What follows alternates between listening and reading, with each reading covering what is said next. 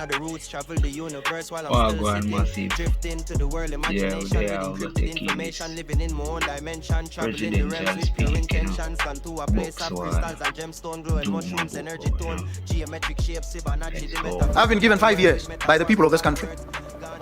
I've imposed strictures on myself and said I want to do these things in 3 years, so I don't have the time to waste. The people of this country don't have time to wait, and so any and every procedure, process, thought pattern that is dilatory, that inhibits quick, agile execution, must from today give up its existence. Today. Things are going to be done. They're going to be done very quickly. They're going to be done very efficiently. They're going to be done in the best interest. Ladies and gentlemen, Botswana President DUMA BOKO. Yeah, like we hear him say. In an environment where negativity has been elevated into a national pastime, we have to deliver in these circumstances. It is these circumstances that shape and mold the kinds of leaders that we are, and they test our resolve. It is in these circumstances that we have to deliver. These are the best circumstances any leader can deal with. I certainly am having the time of my life, I must tell you, and tell you openly. Having a lot of fun dealing with these pressing, trenchant problems and challenges that strike at every step of advance. Nothing could be more interesting to any leader than to receive tests of this nature and magnitude, so that at some point when I walk away, I will say, I did the very best for the country and the people. That's all I'm about. And in delivering, we have to contend with a concentration of structural and attitudinal bottlenecks. Structural because some of the laws and some of the practices and some of the policies are themselves archaic, not wired for quick decision making. Land allocation, land distribution, conferment of secure land title documentation takes an inordinate amount of time because of structural limitations and constraints, which we will address on the trot. But they will not stop us. They will not deter. They will not delay. And that is why when those discussions began in Oman, August, September, October of last year, it was completely inconceivable that we would be here today to launch this project. On the normal, routine, habitual, applicable timelines, we shouldn't be here. We are here because we've broken free of the old mold of how things are done. We are here because we've defied habit and routine, suppositions and presuppositions about what must happen in what period of time. That's why when I was told 1 month, I said you have 1 night to render a resolution. And when they said 6 months, I said I don't have 3 days. You're going to have to do it in less. And that's the style now. And my mantra is simply this, and I share it with you. Yesterday is ideal. Tomorrow is too late. That's the way. Yesterday is ideal. The ideal time to have done any and everything is yesterday. Tomorrow is too late. Things have to be done. We are in a race against time. And time in its ceaseless and endless rush takes no casualties. It doesn't wait for anybody. So this is the first. This was the litmus test. We're going to have many more projects. This year, they are going to happen. I declare and I decree. Here and now. And when I do, I defy the three-dimensional reality. I defy what you see. I see beyond this three-dimensional, pitiless constraint and limitation. I see a Botswana reimagined. And reality must realign itself with that Botswana that we all imagine. That is now operating perhaps at the level of prophecy, but it is happening. We speak, and the challenge with government, the challenge with our institutions, the challenge with all of us and our attitudes is that everything begins and ends at the level of talk. Government has been miserable.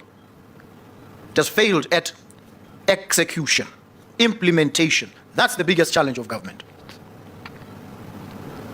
And so there has always been an intractable tension, if not an outright contradiction, between what government has pronounced and what government has delivered.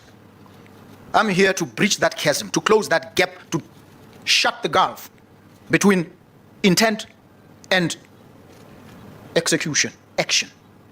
The time between the spoken and action ceases to exist.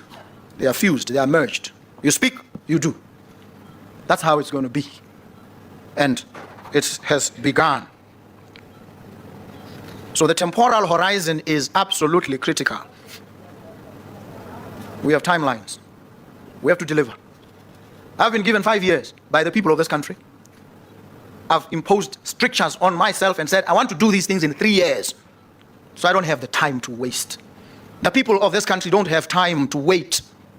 And so any and every procedure, process, thought pattern that is dilatory, that inhibits quick, agile execution, must from today give up its existence.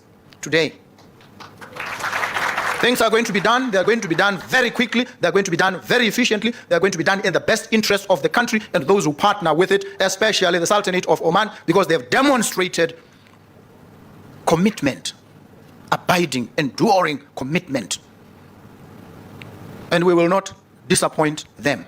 We will not disappoint ourselves. And I stand firm on this. Nothing is going to waste anybody's time, much less mine. When the people protest, I say, go ahead and protest. Make it known that you're angry. And I love to see angry people.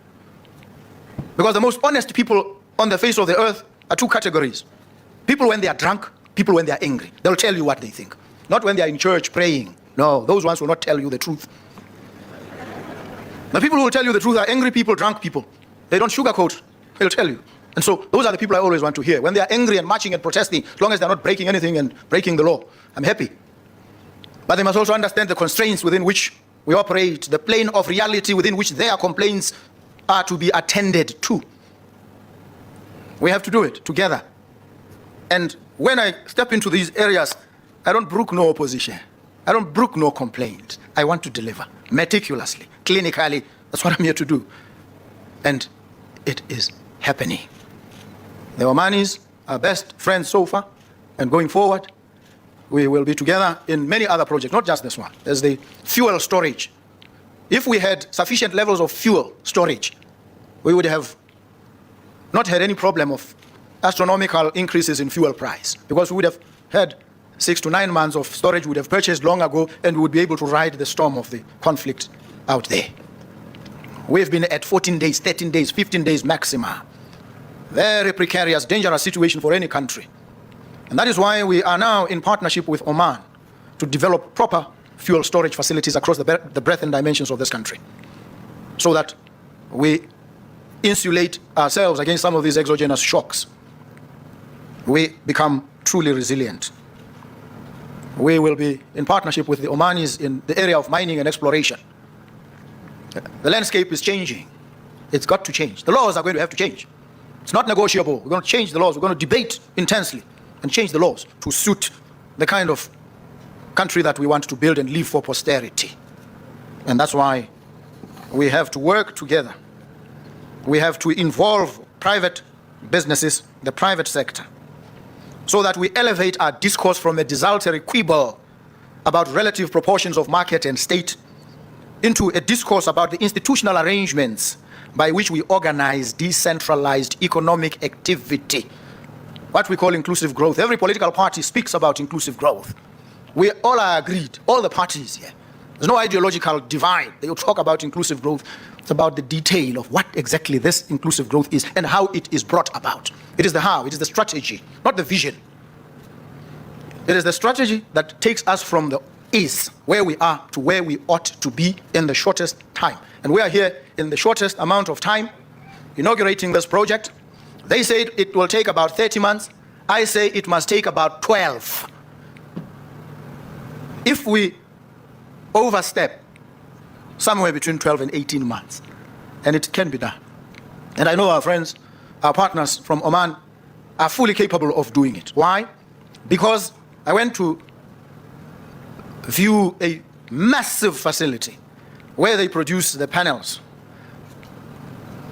and they have deployed the best technology in the world. So we will not run short of the materials. And those panels are the best because they are specially tailored and suited to the irradiation levels here, where the conversion rate is way above the world average of 4.5 per square meter. Here it is 6. In Oman, 6.4.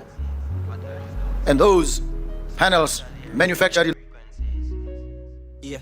DMT, now my juice, sipping and tripping. My dive deep in the roots, travel the universe while I'm still sitting. Drifting to the world, imagination with encrypted information. Living in my own dimension, traveling the realms with pure intentions. Gone to a place of crystals and gemstone, glowing mushrooms, energy tone. Geometric shapes, Fibonacci, the metaphysical world with metaphorical words. Gone with me, it's like a fantasy. Yeah, drifting, I'm still sitting still. Gazing at the stars in the day, gone to another world. Escaping the prison of the mind and the prison of earth. We created the earth to be a heaven, but they made it a living hell. Yeah, me left the realms of earth down with the frequency earth. Cause sometimes reality full up a earth. Cause mankind know if it stir up